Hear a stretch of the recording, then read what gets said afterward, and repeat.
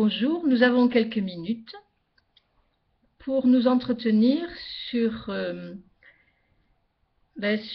fond de notre vie qui est souvent fait par la peur.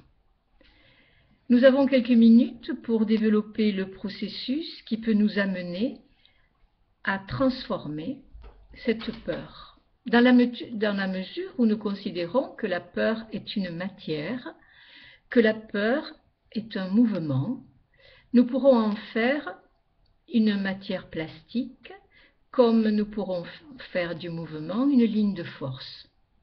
Voilà en quelques mots ce que développe mon livre, paru aux éditions du Relier. Il s'appelle « Comment vaincre la peur ». Donc le processus, bien sûr, va se vivre en direct, par étapes.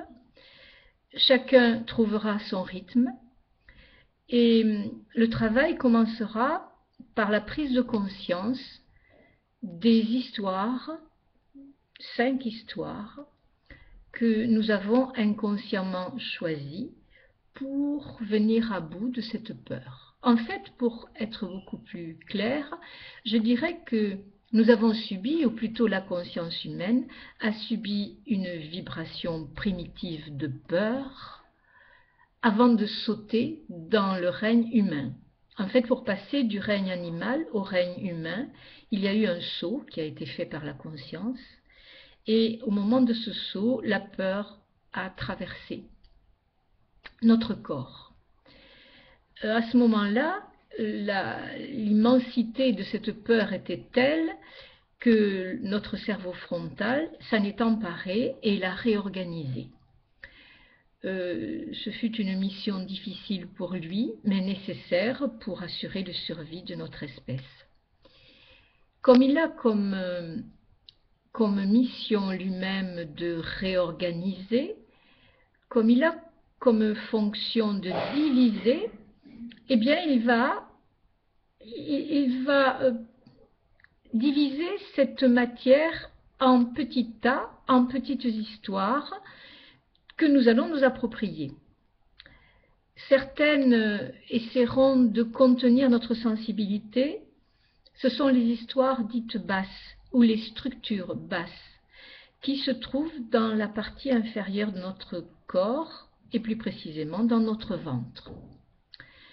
Ensuite, pour nous sauver de cet affaissement, de cet abîme, il va porter cette même énergie physique mutilée dans la sphère intellectuelle et en faire des histoires intellectuelles qui se trouveront dans une onde de pouvoir.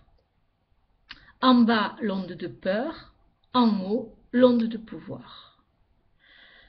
Comprenez d'ores et déjà que notre verticalité sera entre ces deux ondes. C'est-à-dire que où nous serons dans l'affaissement, où nous serons dans le durcissement. Faire un travail sur soi à partir de la méthode que j'ai décrite dans mon livre, c'est s'appuyer sur l'imagination de la matière, molle ou dure, et sur l'imagination du mouvement, c'est-à-dire allier imaginaire et souffle. La matière basse sera pétrie, elle sera rendue consistante,